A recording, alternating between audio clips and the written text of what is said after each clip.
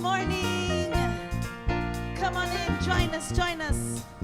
It's a beautiful Sunday. We want to hear you sing with us today, Unity.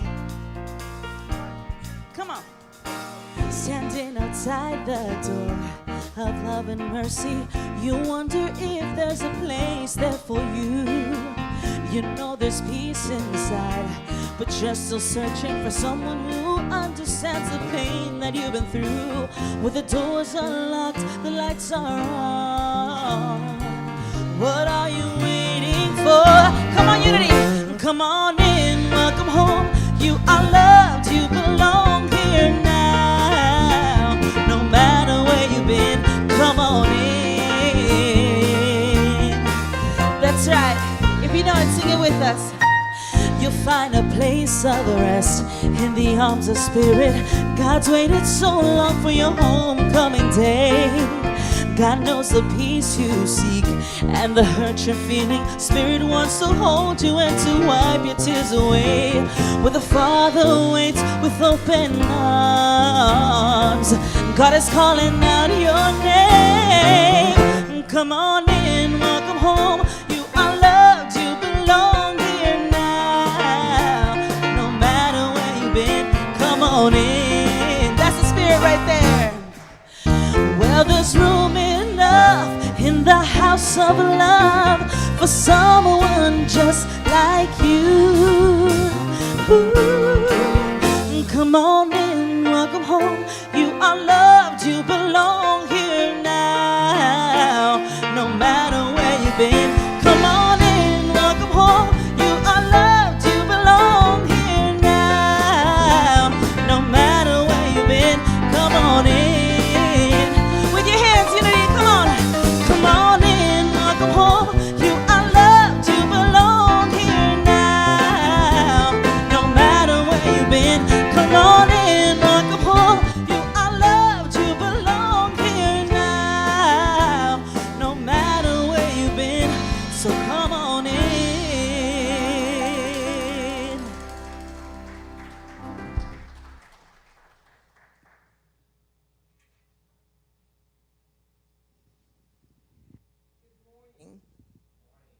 When it's red, it's on.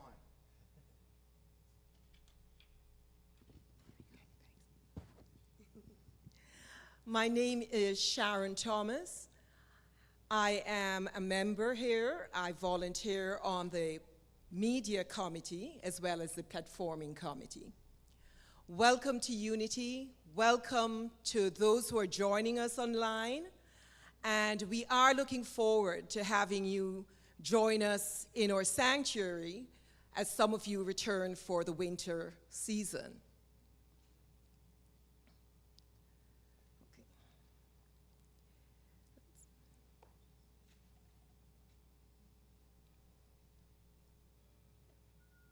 Okay.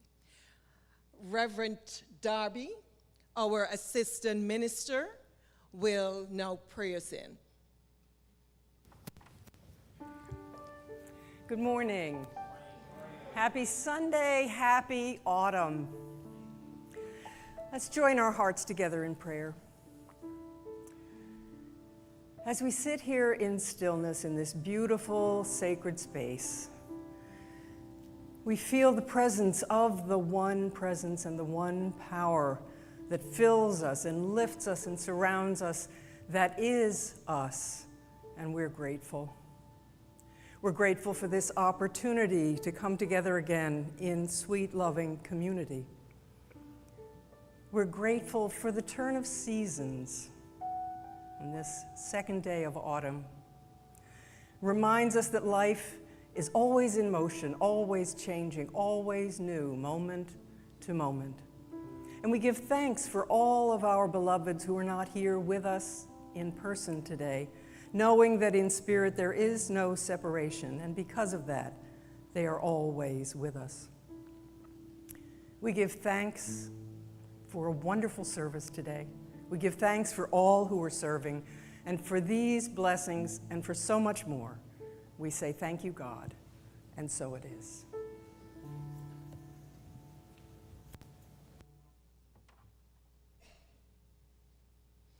Unity is a positive, practical approach to spiritual living. One of the basic principles of unity is God is everywhere present. There's nowhere that we are that God is not. One of our joys here at Unity is our music ministry, led by our music director, James McCoy. Good morning.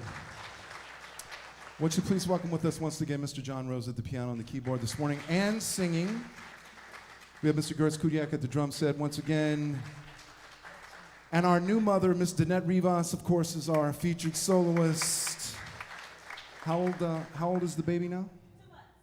2 months. And her name again? Alyssa. There you go. A new mother, but not a new mother. Right, exactly. And since we're still talking about community here, it's all about people today, so you'll see. Thank you. Is there anyone joining us for the first time?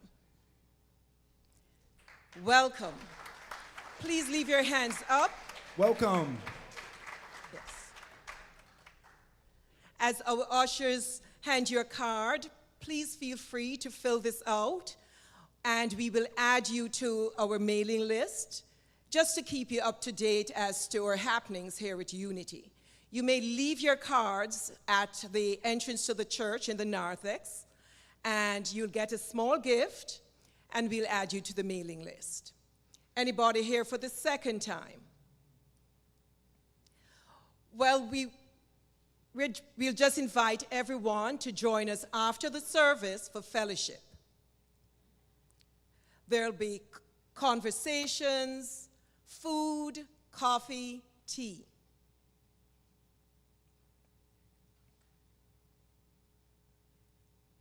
Our bookstore will be open today, and we have something very special that has been added. So we have these exquisite cards. And this was created by Doris Jalad. A little birdie tells me that they're really, really exquisite. Reverend Darby. She says, whenever we are looking for a card, usually we want something that gives the message that we have in our hearts. This one also gives messages that's based on the unity way. So please take a look at those cards. We will also have the daily word as well. Is it just the two selections, these two selections, or are there a bunch more? I'm just curious. There's a bunch more. Great. Okay. Thank you, James. And just a reminder for Power Hour, for the October sessions, please remember to sign up. You can sign up online or you can sign up here. But October, the Power Hour sessions continue with Cynthia Roberts, so please remember to sign up there. And also save the date, October 29th. There'll be a workshop with Cynthia Roberts, the Enneagram of Liberation, from fixation to freedom, a fresh approach to awakening. Please save the date. And our events team, October 27th, Halloween the Unity Way. Costumes, half costumes, full costumes, no costume, please be there. There'll be costumes and comfort food. I'm told there will be nothing pumpkin spice, though, so sorry. Okay. We'd like everyone to please stand. We're going to sing a song we think is a unity standard. I know some of you out there are going to know it, so please sing along. Everyone, please stand. Thank you. Here we go, like this. There was a time in my life I thought I had to do it all for myself. I didn't know the grace of God God was sufficient. I didn't know the love of God was at hand. But now I can say, if you're discouraged, struggling just to make it through another day, you've got to let it all go. Let it all go. And this is what you have to say. Come on. I release and I let go. I let the Spirit run my life. And my heart is open wide. Yes, I'm only here for God. But no more struggle, no more strife. With my faith, I see the light.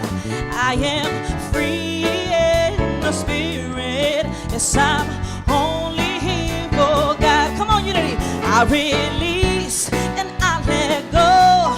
I let the Spirit run my life, yeah.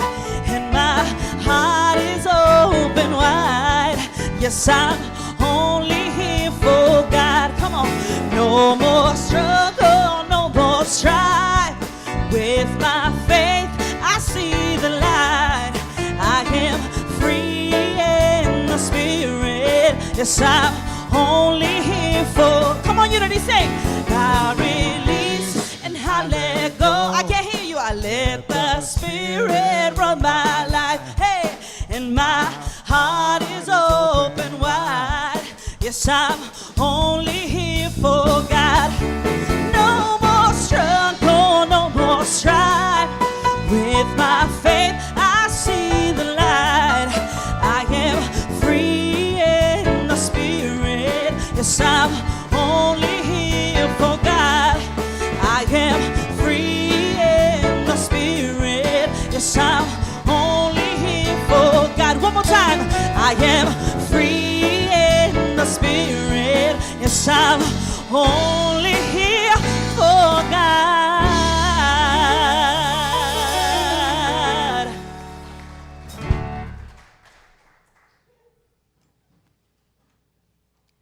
The daily word for today is healing. Divine life lives as me. I am whole and well. When I am experiencing a healing need, I focus my thoughts beyond illness and discomfort. Even after I seek treatment for the injury or illness, I see myself whole. I remember that I am created in the image according to the likeness of God. I know my life is God's life, living as me. Divine life fills every cell, strengthens every muscle, bone, and organ, and quickens every nerve in my body. It restores perfect order to all my body functions, releasing and replacing anything unlike itself. When someone asks me to pray with them, I do not ask about their symptoms or circumstances.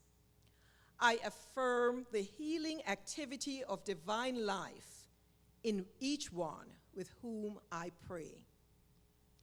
I see them as the spiritual beings they are, whole and well. The scripture reading is taken from John chapter 1, verse 4. In him was life, and the life was the light of all people. This is the time in our service when we devote a few moments to prayer and meditation. At this time, we wish to welcome the prayer chaplain and acknowledge the prayer chest. We invite you to write your prayer requests on the prayer slips that are located at the entrance to the church in the narthex and deposit them in the chest. Our chaplains will pray over them and then send them to Unity Worldwide, where they will be kept in consciousness for 30 days. I'm at peace, I am at peace, I am one with the Spirit, I am calm, I am still, I am doing God's will, I am at peace, I am at peace, I am one with the Spirit, and I dwell in the presence of the Lord.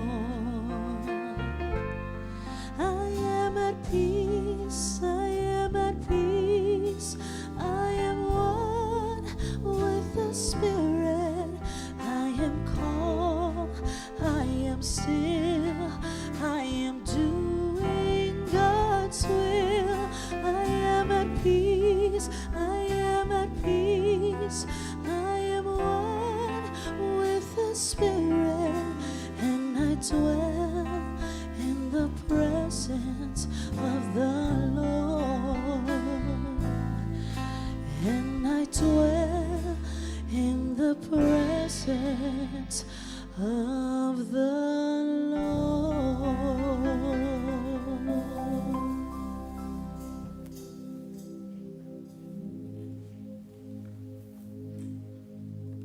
Now I invite you to close your eyes if you haven't done so already.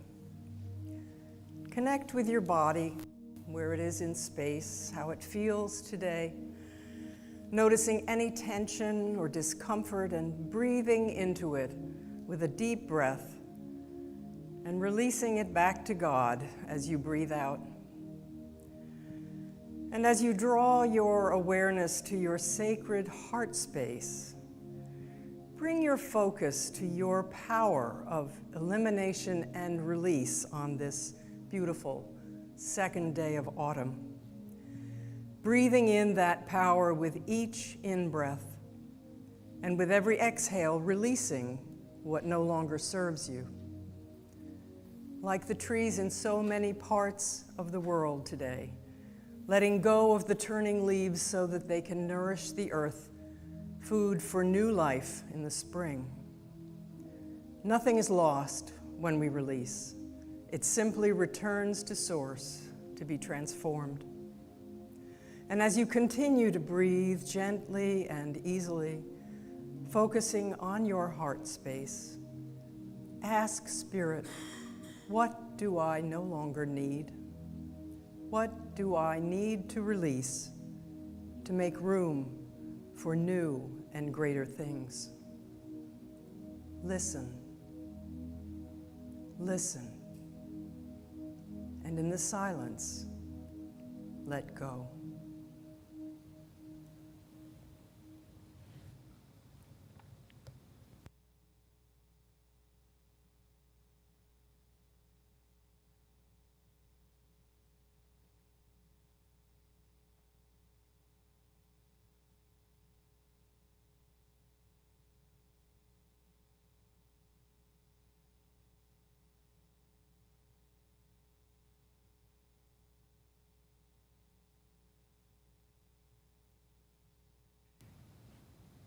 And returning now to this time and space, with gratitude for this time in the stillness of our hearts, we know this peace is available to us anytime, just by turning within.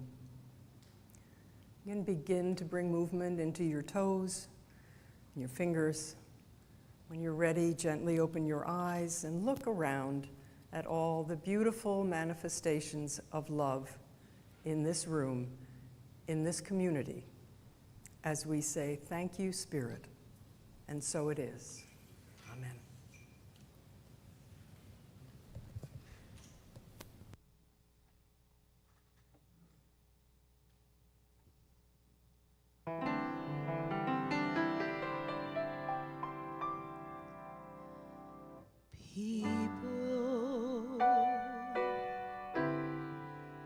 People who need people.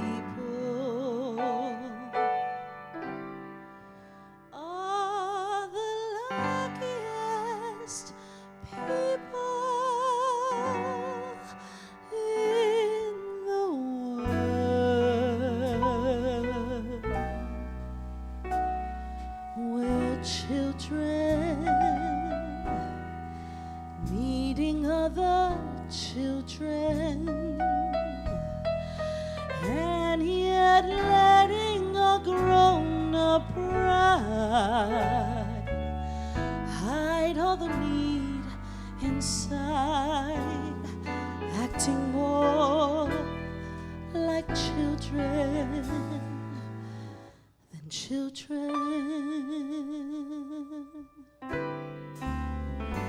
Lovers are very special people.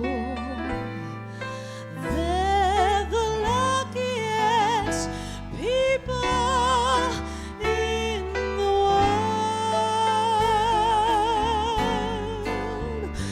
With one person, one very special person, a feeling deep in your soul says you were half, now you're whole. No more hunger or thirst, but first be a person who needs people. People who need people are the luckiest people in the world.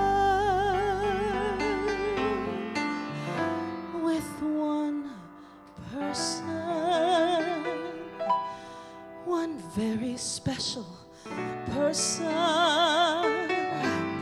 a feeling deep in your soul says you are half, now you're whole.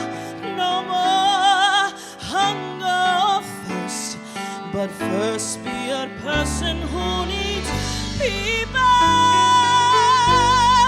People who need people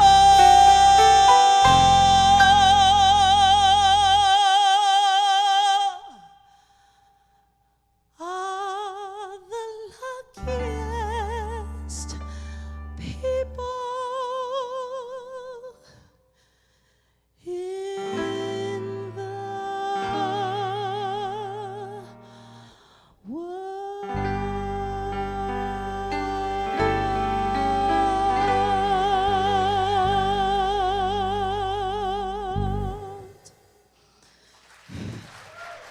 Thank you. That's Danette.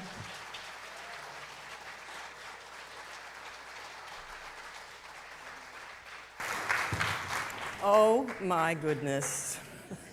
It just gets better and better. Thank you so, so much, all of you. People who need people, that's kind of the definition of community, isn't it? This is our last Sunday of talking about community, and it's also the eve of Yom Kippur. So I thought it would be very interesting to talk about forgiveness. And I was sharing this with a friend of mine a week or so ago. I said, yeah, I'm going to talk about forgiveness. And she just kind of looked at me and she said, well, at least you didn't pick the most complicated, difficult subject in the world to talk about. And I laughed, ha ha ha. I went home and I started my research and putting my thoughts together, and I thought, oh, what was I thinking? Because forgiveness is huge. It's a huge subject, it's complicated, but I decided I was going to talk about it anyway because it's so important. It's important to us as individuals from a physical, mental, emotional, and spiritual standpoint. And it's important to the strength of what Martin Luther King so often referred to as the beloved community. Because there is no community, this one or out there, without forgiveness. So I put all my thoughts together and I drove up here this morning, and I'm thinking on the way, oh my gosh, what am I doing? What am I doing? Spirit, just show me I'm on the right track. And as I pulled into the parking space, got out of my car, I looked up, and if you will show the picture, that's what I saw. So I think this is what we're going to talk about today. Forgiveness is huge.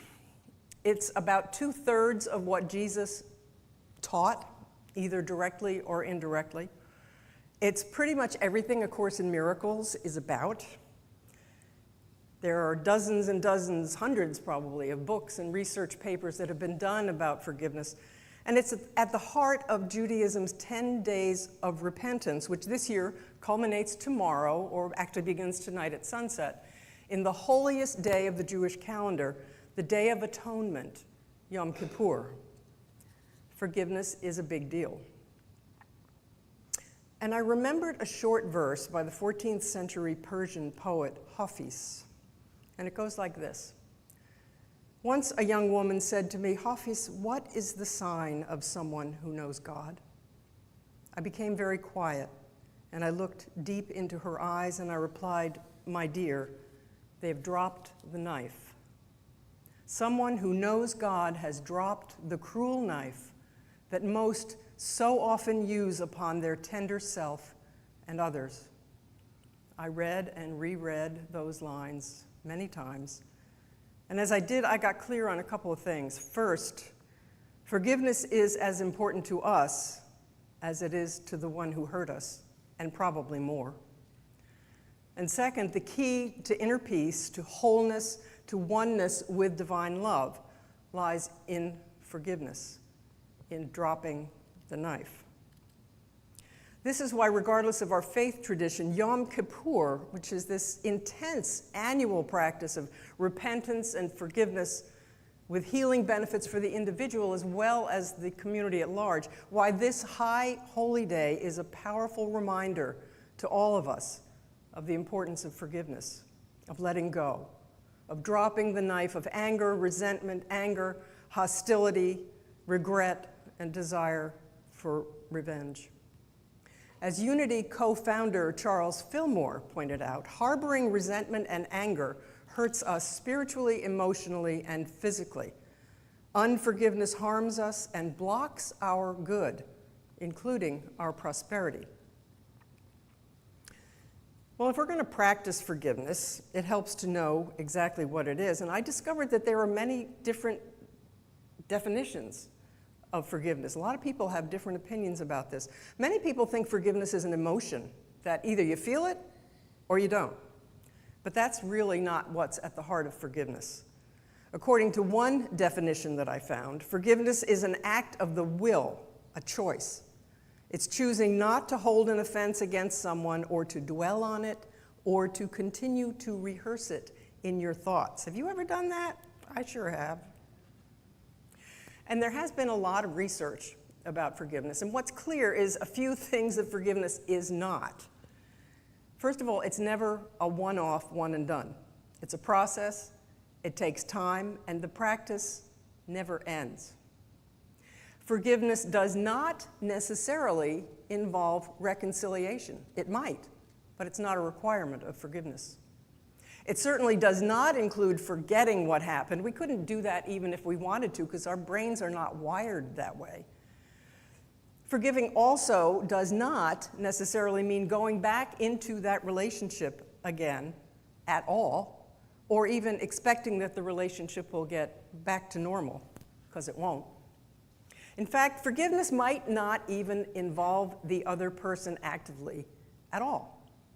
Remorse does make it a lot easier to forgive, but forgiveness doesn't hinge on the other person saying, "I'm sorry."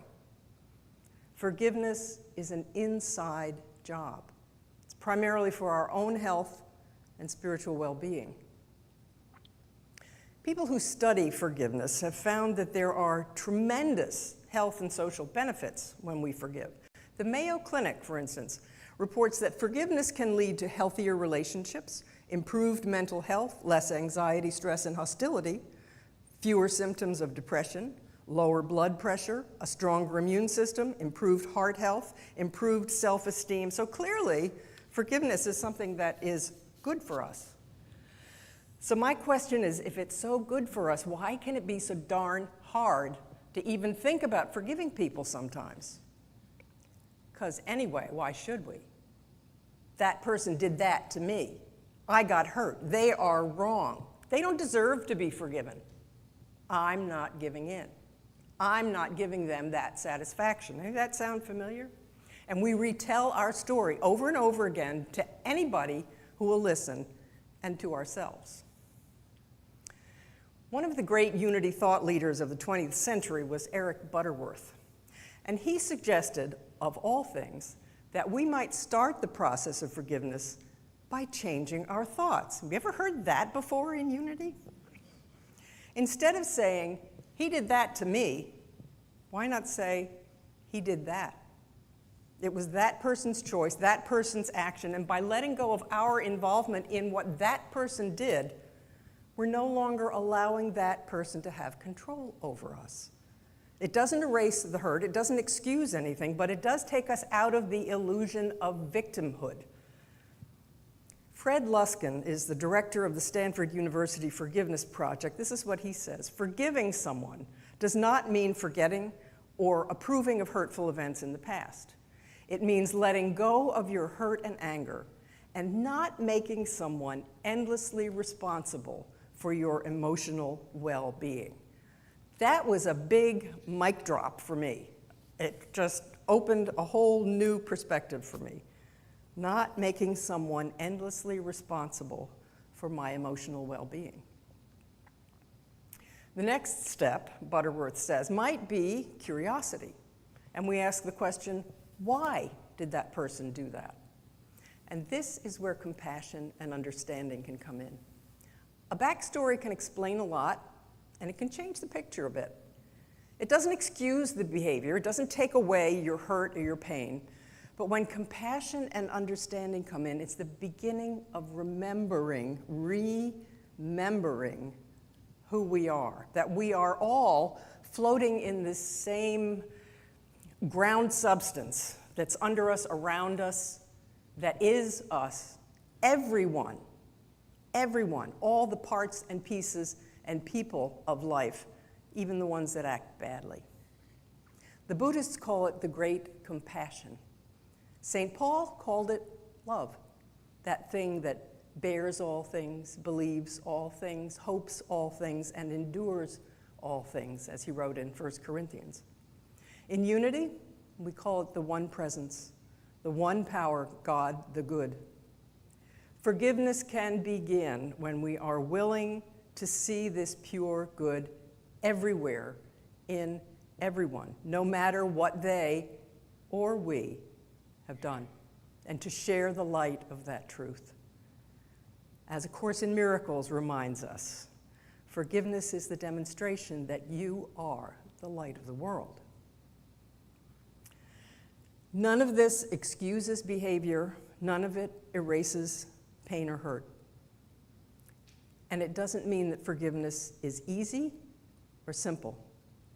It's very complicated, it's a very personal process, it takes time and deep work, and often with the help of a professional counselor. But our unity principles and teachings do provide us with a solid foundation. We learn that God is absolute good and everywhere, in us, in everyone, as us, as everyone, even the ones who do rotten things. We have the ability moment by moment to co-create and change the experience we're living. When we practice prayer and meditation, we can access that place that's deep inside of us where we feel most closely that one presence, the divine, God herself. And we can remember that we are members of the divine and beloved community, all of us. And then there's our fifth principle, which brings us full circle to where we started this talk a few minutes ago. We have to act. We have to take steps, do the work, practice what we know in the core of our true essence. We have to be willing to drop the knife. We have to choose. I'd like to close today with an amazing story about a woman who experienced the transformative power of forgiveness with all its complications. Her name is Stephanie Cassetley, and her story is found with 145 others on the page of theforgivenessproject.com. And I really urge you to visit this website and read some of the powerful stories of people and their responses to the whole idea of forgiveness after some pretty traumatic things that have happened. Stephanie was a young woman of 18 when her mother, who was a cashier at a convenience store outside of New Orleans, was murdered during a robbery. The perpetrator, a man she refers to as Nathan Wolfe, it's not his actual name, was sentenced to life without parole, which seemed to Stephanie like an enormous injustice because her mother is dead. Why should her killer be allowed to live? She was a strong proponent of the death penalty. She went through a period of really being lost, a lot of self-destructive behaviors, anger, rage. But years later, she happened to overhear a presentation by the head of a prison ministry at the prison where Nathan was housed. And he talked about his work with the prisoners and the power of forgiveness. And her reaction was like, eye roll, no way, you gotta be kidding. She was in no way anywhere close to being ready to forgive this man. But it planted a seed. 2 years later, after she had collected all sorts of information about forgiveness and what is it and how do you do it and all of this, she was fascinated. She happened upon the piece of paper with the phone number of the chaplain of the prison where Nathan was. And she picked up the phone and called. She told the chaplain she was really trying very, very hard to forgive this man, and she asked him to relay a message to him. Please tell him the daughter of the woman he killed in 1980 wishes to forgive him and would like to know if he has anything to say in return. She hung up, and then she panicked. Oh my God, what if he doesn't like this at all? What if he's released? What if he comes after my family? And she was in a complete state of panic. But after a week, she got a call back from the chaplain. He said Nathan had been understandably stunned after 20 years to get this message. And he said, but before I tell you what he said, I have to tell you that Nathan is dying. He has cancer. Now I read from Stephanie's own words. Of all the scenarios I'd imagined, it never crossed my mind that I'd be forgiving a dying man. Trembling, the tears streamed down my cheeks, and I realized for the first time since 1980, I felt peace. I had nothing left to fear. The chaplain went on to say how grateful Nathan was for her forgiveness, that he was deeply sorry for what he had done. He said he could never make an excuse for it, but he was in a very, very bad place in his life. He never intended to kill anyone. And he asked the chaplain to convey his deepest regrets to Stephanie and her family. Stephanie writes, I thanked the chaplain and hung up. Sitting at my desk, tears of relief, sadness, gratitude, and closure began to flow. Then, as if a window had been opened, a cold air blew in, and I felt my mother sitting next to me for the first time since she died. She was right next to me, with her arms wrapped around me. 2 days after Christmas, she received a thin white envelope with blue lettering from the Angola State Penitentiary, and it read, Notice of Release.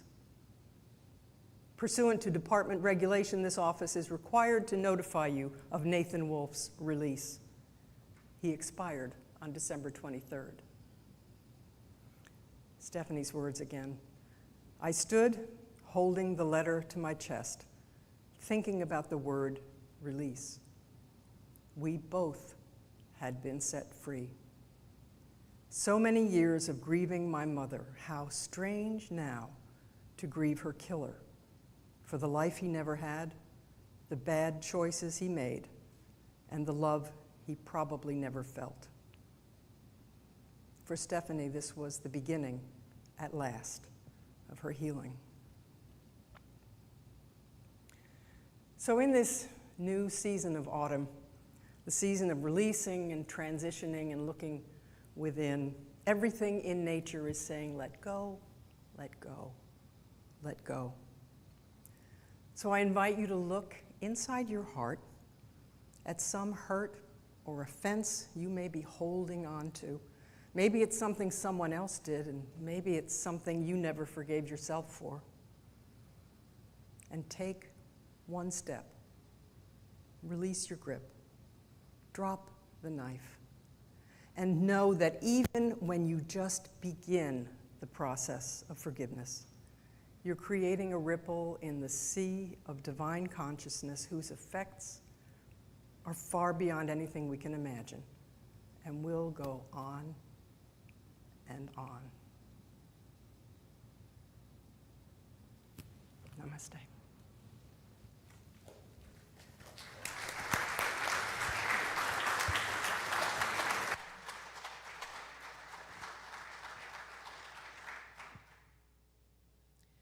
This is the time in our service when we have the opportunity to show our gratitude. As we give, so shall we receive. Pressed down, shaken up, and running over. Will the ushers come forward, please?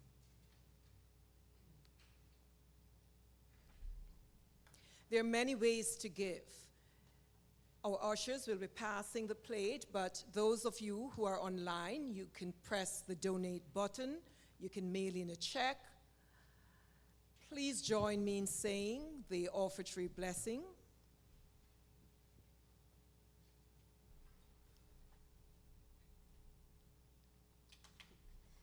Divine love, through me, blesses and multiplies all that I have, all that I give, and all that I receive.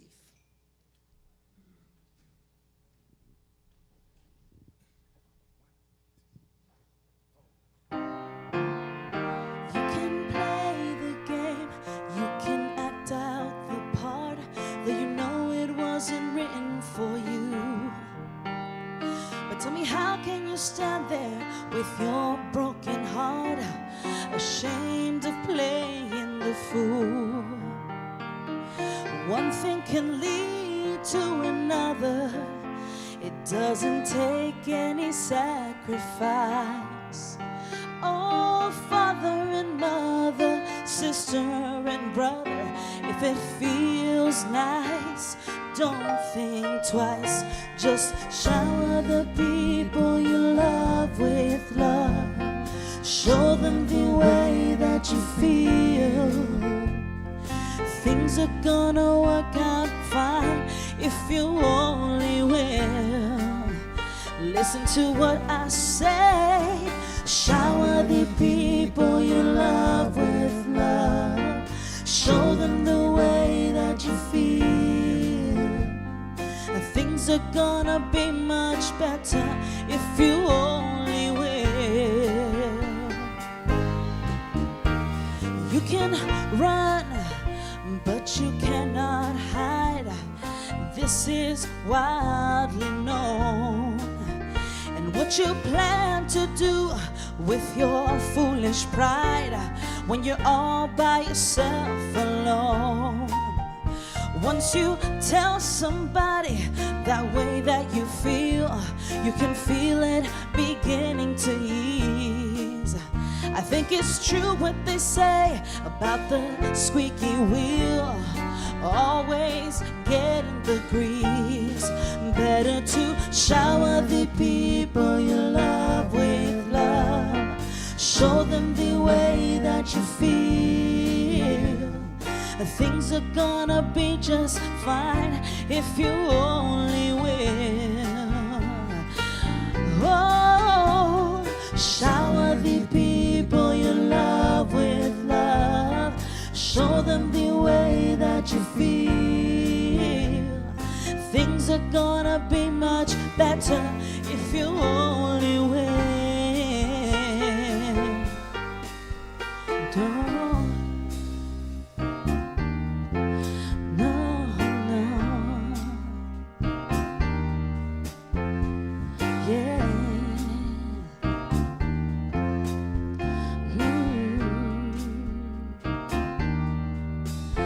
Say in every life, oh, they say the rain must fall, just like pouring rain. You better shower the people you love, show them the way that you feel. You love with love. They say the rain must fall, just like pouring rain.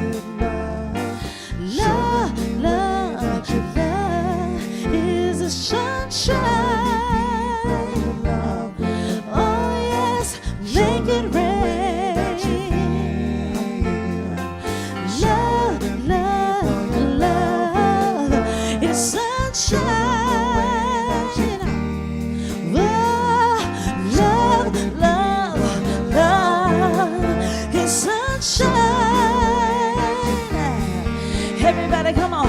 Love, love, love, His sunshine. Yeah. Love, love, love, His sunshine. Everybody, hey, show them the way that you feel. Shower the people you love with love. Show them the way that you feel. They will be much better, oh, if you only win.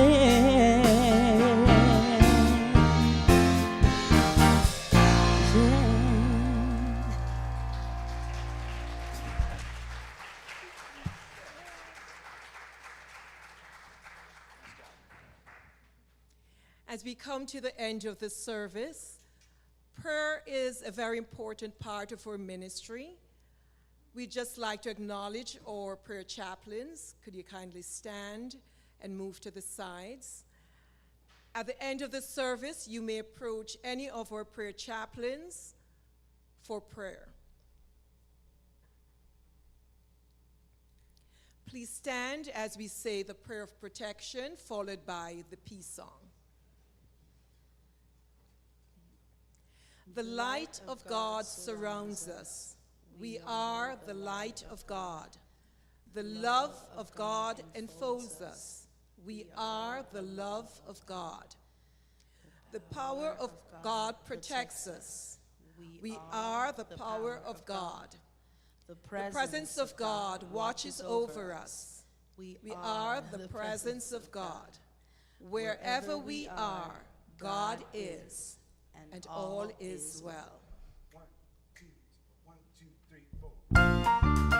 All right, it is Hispanic Heritage Month.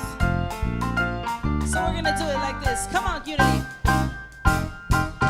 Let there be peace on earth, and let it begin with me. Let there be peace on earth, the peace that was made to be. With God as creator, hey, family are we. Let us walk with each other in perfect harmony. Let peace begin with me. Let this be the moment now. Hey, with every step I take, let this be my joyous vow. To take each moment and live each moment in peace eternally. Let there be peace on earth, and let it begin with me.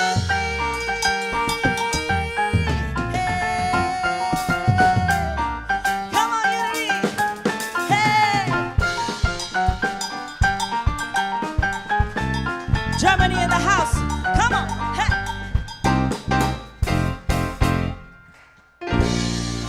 All right. Have a beautiful Sunday. We'll see you guys next week. Pray, live, love. Hey, hey.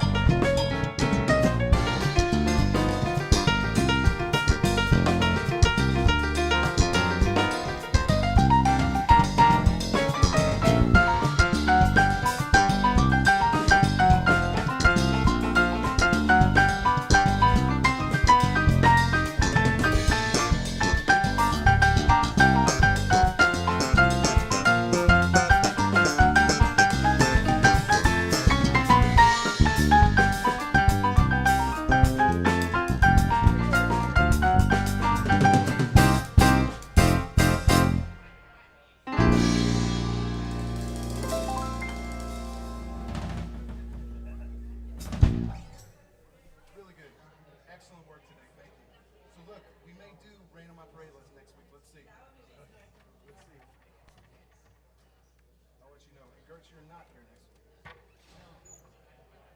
Too bad.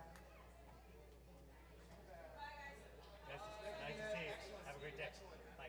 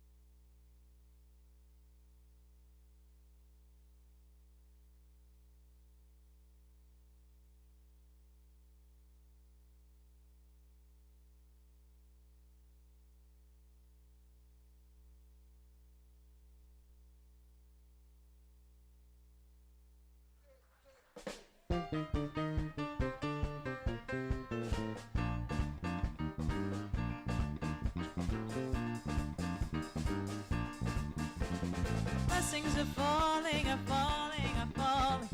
Blessings are falling like a sweet, sweet rain. Blessings are falling, are falling, are falling on me. Beauty is falling, is falling, is falling. Beauty is falling like a sweet, sweet rain. Beauty is falling, is falling, is falling on me.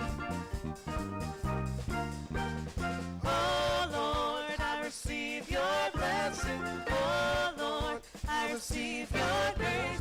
Oh Lord, I will dance forevermore.